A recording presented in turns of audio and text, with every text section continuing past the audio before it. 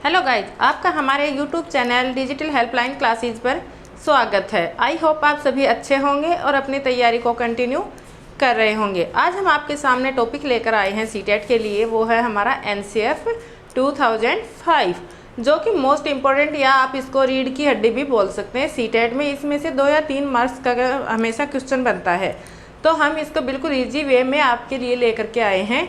I hope आपको पसंद आएगा।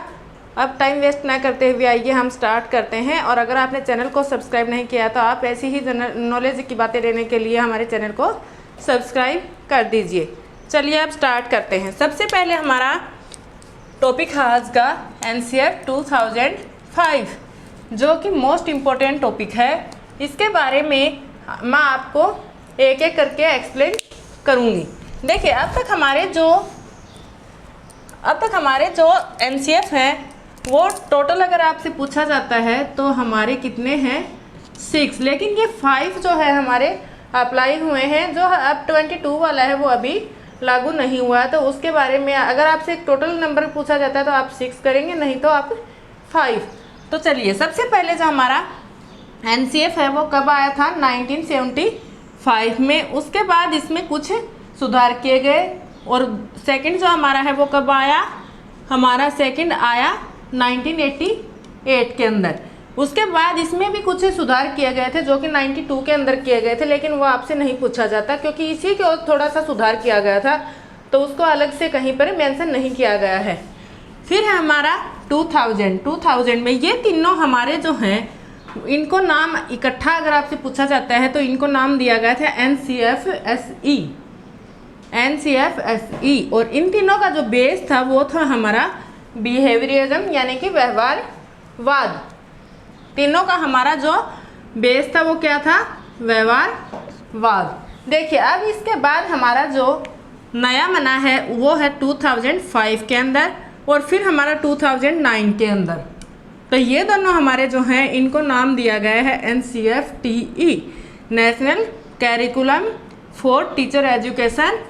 इसको जो बेस है हमारा, इसका बेस हमारा था कॉन्स्ट्रक्टिविज्म या फिर आप इसको संरचनावाद भी बोल सकते हैं।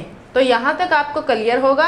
अब चलिए हम इसकी डिटेल करते हैं। अगर आपसे फुल फॉर्म पूछी जाती है तो आप इसको आसानी से बता सकते हैं कि नेशनल कैरिकुलम फ्रेमवर्क। और ये किसके द्वारा बनाया गया था, ये हमारा NCERT के द्वारा बनाया गया था।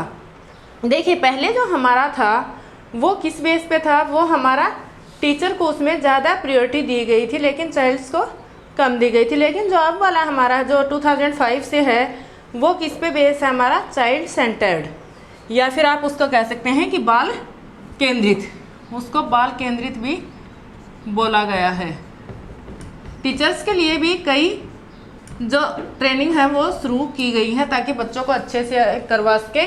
तो अब देखिए, जो हमारा इसमें था, हमारे जो फोकस ग्रुप थे वो कितने थे, अगर आपसे पूछा जाता है फोकस ग्रुप तो वो 28 थे। और ये किसकी अध्यक्षता में तैयार किया गया था, ये हमारा किया गया था प्रोफेसर यशपाल जी की अध्यक्षता में तैयार किया गया था। इसके मेंबर तो देखिए काफ़ी थे, 35 के करीब थे, लेकिन उन्होंने 21 जो है वो प्रावधान दिए थे और उन्हीं बेस पे हमारा जो NCF है वो तैयार किया गया था। अच्छा, अब आपसे पूछा जाता है कई बार कि रविंद्रनाथ जो टैगोर जी हैं हमारे, उन्होंने क्या किया था, सभ्यता और प्रगति, ये उनका एक निबंध था, उसमें से इसका ढांचा तैयार किया गया है। इसको आप सभ्यता और प्रगति को आप ऐसे भी बोल सकते हैं कि 2 की एलिमेंट्स जो हमारे थे वो क्या थे, हमारे सभ्यता और प्रगति। यानी कि सभ्यता जैसे हमारा मीनिंग क्या है, सिविलाइजेशन, यानी कि क्रिएट सेपरेट, यानी भावना को बढ़ावा देना। और जो प्रगति है, प्रगति से हमारा क्या था मीनिंग कि खेल खेल में बच्चों को सिखाना बिना किसी बर्डन के। तो ये आपसे अगर 2 की पॉइंट्स पूछे जाते हैं तो आप बता सकते हैं कि रविंद्रनाथ टैगोर जी के निबंध से ली गई हैं, और वो क्या है, सिविलाइजेशन एंड प्रगति और सभ्यता। ये खेल खेल में आप इसको जॉय यानी कि हैप्पीनेस के बेस पे सिखाना बच्चे को। चलिए, अब हम इनके गाइडिंग जो प्रिंसिपल्स हैं उसके बारे में डिटेल से पढ़ते हैं। आई होप यहाँ तक आपको क्लियर होगा। देखिए, वैसे तो NCF के अंदर बहुत सारी बातें हैं, लेकिन जो मेन बातें हमारी आती हैं वो मैंने यहाँ पर आपके साथ डिस्कस की हैं। फिर हमारे हैं गाइडिंग प्रिंसिपल। इसके अंदर जो गाइडिंग प्रिंसिपल थे हमारे 5 मेन गाइडिंग प्रिंसिपल्स दिए गए थे, उनको एक एक करके हम अब करेंगे। सबसे पहले जो इसका रीढ़ की हड्डी कह सकते हैं आप उसको, या फिर आप उसको जो है वो चाइल्ड सेंटर्ड और विदाउट बर्डन, यानी कि लर्निंग विदाउट बर्डन, यानी कि बच्चे के ऊपर जो शिक्षा है उसको बोझ न मानकर, और बच्चे के ऊपर एक तरह से आप कह सकते हैं कि जो बच्चा है उसको सुप्रीम पावर माना गया है। बच्चा हमारा क्या माना गया है? सुप्रीम पावर, या फिर आप इसको गॉड भी लगा सकते हैं, यानी कि बच्चे की मर्जी के अकॉर्डिंग हमें चलना होता है, टीचर को, ना कि बच्चे को हमारे अकॉर्डिंग ढाल सकते हैं। एनसीएफ जो 2005 है उसका जो मेन पर्पज़ है वह यही है कि बच्चे को अहमियत ज़्यादा दी गई है। अगर आपको सीटेट के एग्ज़ाम में बच्चे के बारे में काफ़ी पूछा जाता है, चाइल्ड के बारे में पेडागोजी में, सीडीपी में, तो अगर आप उसको ट्रिक से याद करते हैं तो आप बच्चे के हित में जितना ज़्यादा आप पॉइंट्स को करेंगे उतना ही आपका आंसर करेक्ट मिलेगा। तो अब इसके हम मेन पॉइंट्स पढ़ते हैं। देखिए, सबसे पहले हमारे पास है रोट मेथड, यानी कि रटना।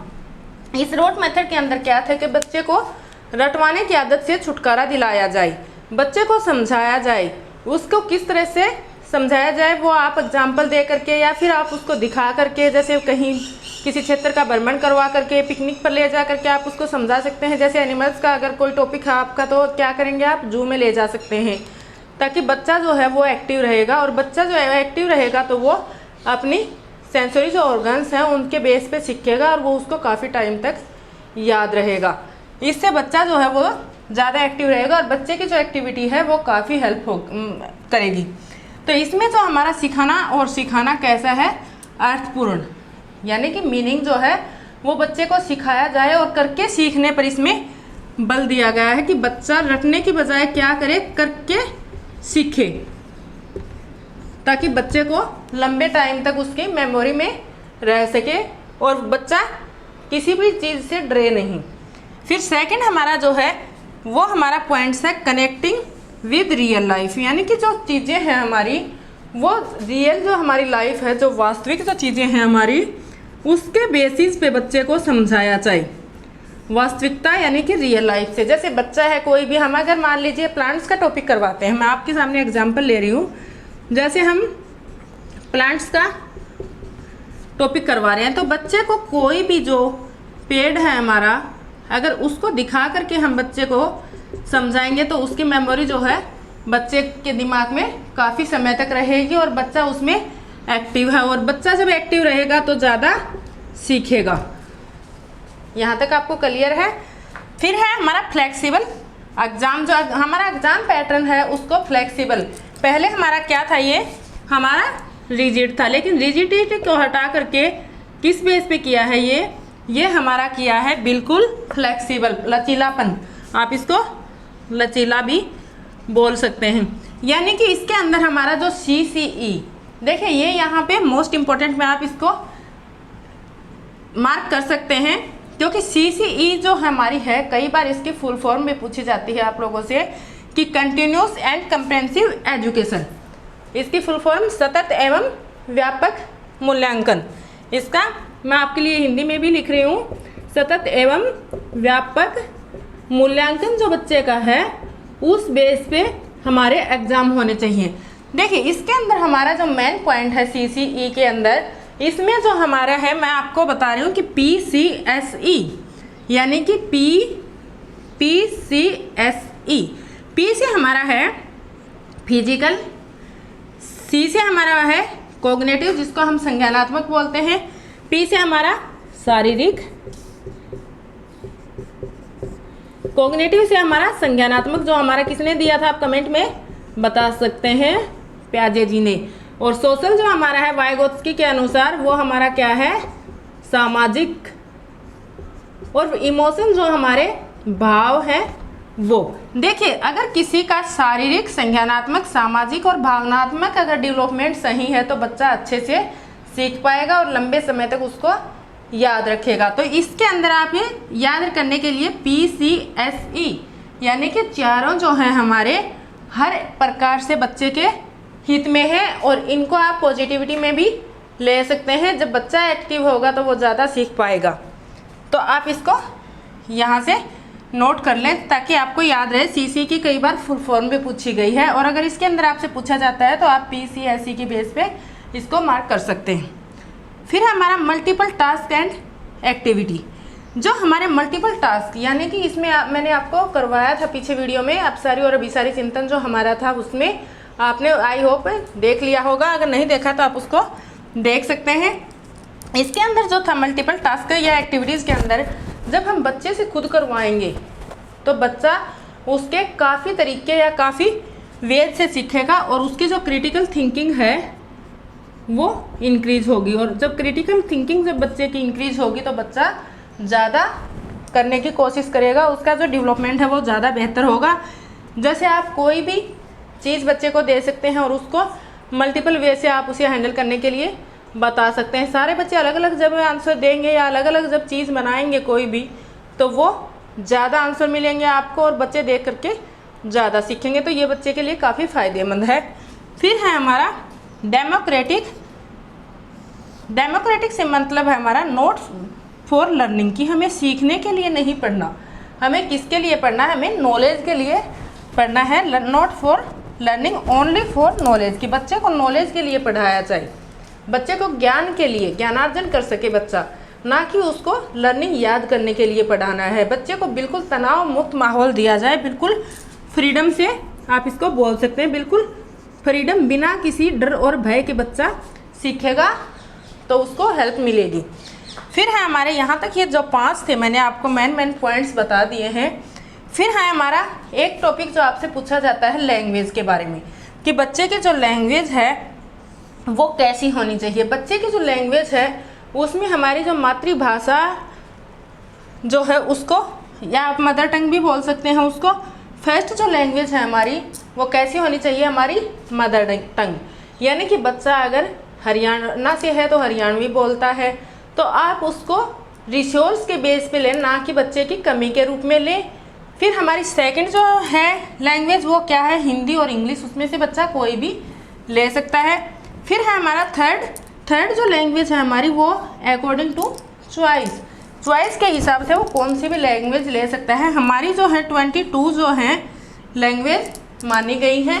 तो आपका फर्स्ट जो लैंग्वेज होगा वो क्या होगी, बच्चे की मदर टंग होगी। बच्चे को जो मदर टंग है, जो प्राइमरी क्लास है वहाँ तक आप सेकंड क्लास तक बच्चे को मदर टंग में ही उसे पढ़ाएं ताकि बच्चा अच्छे से समझ सके। फिर उसको हमारे कई बार पूछा गया है कि सीटेट के अंदर कि हमारी जो लैंग्वेज है वो हमारे लिए कैसे काम करती है। तो हमारा जो लैंग्वेज है बच्चे की मदर टंग, उसको हमें किस बेस पे लेना है, उसको हमें रिसोर्स पे लेना है। और जो हमारा सीटेट के सिलेबस के अनुसार जो हमारा एनसीईआरटी की जो बुक्स हैं वो किस पे, या एनसीएफ से भी आप कह सकते हैं, जो हमारा मल्टी लैंग्वेजलिज्म है यानी कि एक से ज़्यादा भाषाओं पर जोर, उसको हमें किस तरह से, जैसे आप कई बार क्वेश्चन आता है सीटेट के अंदर कि कोई बच्चा है वो अलग अलग सोशल एक्टिविटी से है, अलग अलग लैंग्वेज यूज करता है, अलग अलग बिहेवियर है उनके, तो उसको आप बाधा न समझ करके उसको क्या करेंगे, उसको आप रिसोर्स मानेंगे, यानी कि जो सीखने का जरिया है उसमें आपकी मदद करेंगे। आई होप यहाँ तक आपको क्लियर होगा। इसके बाद मैं आपको कुछ कीवर्ड्स भी इसके बता रही हूँ, आप उसको कर लेंगे।